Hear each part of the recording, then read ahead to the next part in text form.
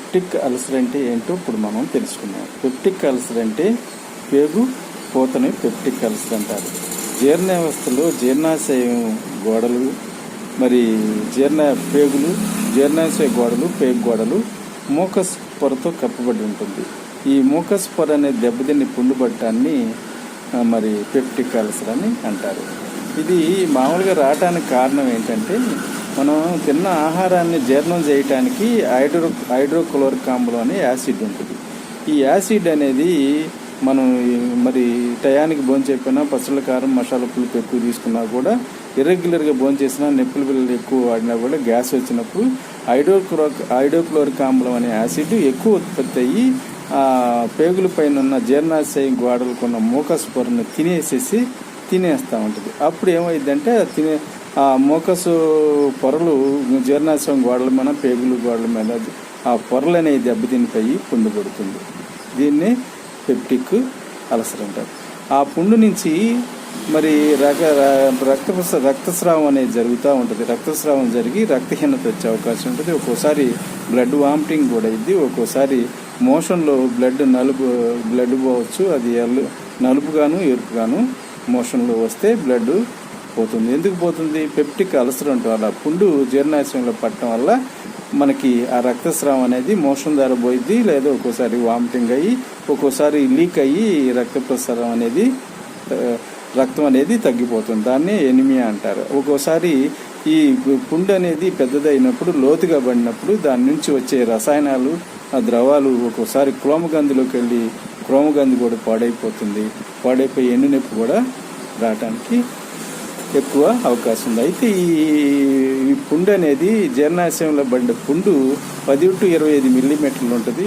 లోతు 0.25 మిల్లీమీటర్ల లోతు ఉంటుంది. అప్పుడు వాటి నుంచి కొన్ని రసాయనాలు రక్తస్రావం అయ్యి రక్తహీనత అనేది మనకి రావడానికి అవకాశం ఉంది. అయితే ఈ పెప్టిక్ అల్సర్ అనేది రావడానికి కారణాలు ఏంటంటే మనం పచ్చళ్ళ, కారం, మసాలా పులుపు ఎక్కువ తీసుకోవటం వల్ల, మరి మందు తాగటం వల్ల, టయానికి తినపోవటం వల్ల, ఎక్కువ నొప్పుల బిళ్ళలు వాడటం వల్ల, ఎక్కువ ఆలోచించటం వల్ల, మరి ఎన్ని కారణాలు, ఎక్కువగా గుట్కాలు, పాన్పరాగలు, మందు, ఆల్కహాల్ ఎక్కువ తీసుకోవటం వల్ల ఈ పెప్టిక్ అల్సర్ అనేది మనకి రావటానికి అవకాశం ఉంది.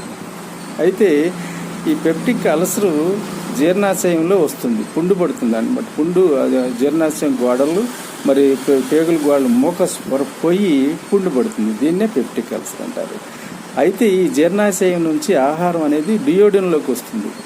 ఇది మనం తిన్న ఆహార నాళికల నుండి జీర్ణాశయంలోకి వచ్చి, జీర్ణాశయంలో మెత్తగా అయ్యి జీర్ణం అయిపోయి ముద్దలాగా, జావలాగా, కైములాగా అయ్యి డియోడిన్లోకి వెళ్తుంది. ఆ డియోడిన్లోకి పోవటానికి ఒక గొట్టం లాంటిది ఉంటుంది. దాన్ని పైలోరిక్ వాలు అంటారు. ఇది జీర్ణాశయానికి డియోడిన్కి మధ్య ఒక వాల్ ఉంటుంది. దాన్ని పైలోరిక్ వాల్ అంటారు. దీని ద్వారా జీర్ణాశయం నుంచి ఆహారం డియోడిన్లోకి వెళుతుంది. ఆ పుండు అనేది జీర్ణాశయంలో పడ్డ పుండు బాగా లోతు అయినప్పుడు, పెద్దదైనప్పుడు ఈ పైలోరిక్ వాల్ అనేది మూసుకుపోయినప్పుడు ఒక్కోసారి ఆహారం పైకి ఎగదన్నమాట. ఎగదన్నప్పుడు మనకి వాంతి రావటం, నీరసం, వికారం ఇవన్నీ కూడా వచ్చి బాగా నీరసం అయిపోతాం అన్నమాట. ఈ పరిస్థితిని, ఈ సమస్యని పైలోరిక్ స్టెమోసిస్ అంటారు. ఈ సమస్యని ఏమంటారు? పైలోరిక్ స్టెమోసిస్ అంటారు. ఈ విధంగా పెప్టిక్ అల్సర్ అనేది వస్తుంది. అయితే గ్యాస్ రావటం వల్ల మనకి డిప్రెషన్ ఎందుకు వస్తుందో, పెప్టిక్ అల్సర్ వల్ల, గ్యాస్ వల్ల మనకి డిప్రెషన్ ఎందుకు వస్తుందో తెలుసుకుందాం. మరి ఈ గ్యాస్ వచ్చినప్పుడు మామూలుగా మెదడు నుంచి కనెక్షన్ ఒక నర్వ్ ఉంటుంది, ఏగస్ నర్వ్ అని. ఆ ఏగస్ నర్వ్ అనేది బాడీ మొత్తానికి వార్తలు తీసుకొని వస్తూ ఉంటుంది. ఈ గ్యాస్ వెళ్ళి ఆ ఏగస్ నర్వ్ నొక్కినప్పుడు అవయవాలు శరీరంలో ఏంటి ఇష్టం వచ్చినట్టు అయ్యి పనిచేస్తాయి అన్నమాట. అప్పుడు మనం మానసికంగా ఆందోళన, భయం, చికాకు, టెన్షను, మరి డిప్రెషన్ వచ్చి చిన్నపిల్లలలాగా అయిపోతాం. ఒక్కోసారి గ్యాస్ పొట్టలో ఆగితే పొట్ట నొప్పి వచ్చింది, వెనక్కు నొక్కితే నడుము నొప్పి వచ్చింది, కిందకు నొక్కితే కాళ్ళు నొప్పులు వస్తాయి. అదే గుండెని దాటి మెదడుకి వెళ్తే భయం, ఆందోళన, చికాకు, టెన్షన్ వచ్చి చిన్నపిల్లలాగా అరుపులు, కేకలేసి ఒక డిప్రెషన్ అనేది యాడ్ అవుతుంది. గ్యాస్ అంత ప్రమాదం. ఏంది అనేది బాధ, ఏంది ఈ సమస్య ఏందని చెప్పడానికి కూడా తెలియని తెలియని పరిస్థితి ఏర్పడుతుంది. మంట, తపన, వికారం, వాంతి ఇవన్నీ కూడా లక్షణాలు వచ్చి ఆహారం అనేది కొంతమందికి తింటే తగ్గుతుంది, కొంతమందికి తినగల్లి పెరిగిపోతుంది. ఈ విధంగా పెప్టిక్ అల్సర్ అనేది వస్తుంది. అంటే బెజ్జం పుండు పట్టడం వల్ల ఆ పుండు నుంచి రక్తం అనేది రక్తస్రావం జరగటం వల్ల రక్తహీనత వచ్చింది. మరి ఒక్కోసారి అది మనం మరి పేగు పోతని పుండిని అశ్రద్ధ చేస్తే ఒక్కోసారి క్యాన్సర్ కూడా అయ్యే అవకాశం ఉంది. అందుకని గ్యాస్ రాకుండా చూసుకోవాలి. మనం టయానికి భోంచేయాలి. పచ్చళ్ళ కారం తగ్గించి ఆ మజ్జిగను ఎక్కువ తీసుకొని అరుగుదల తినాలి. అరుగుదల లేనిది మానేయాలి.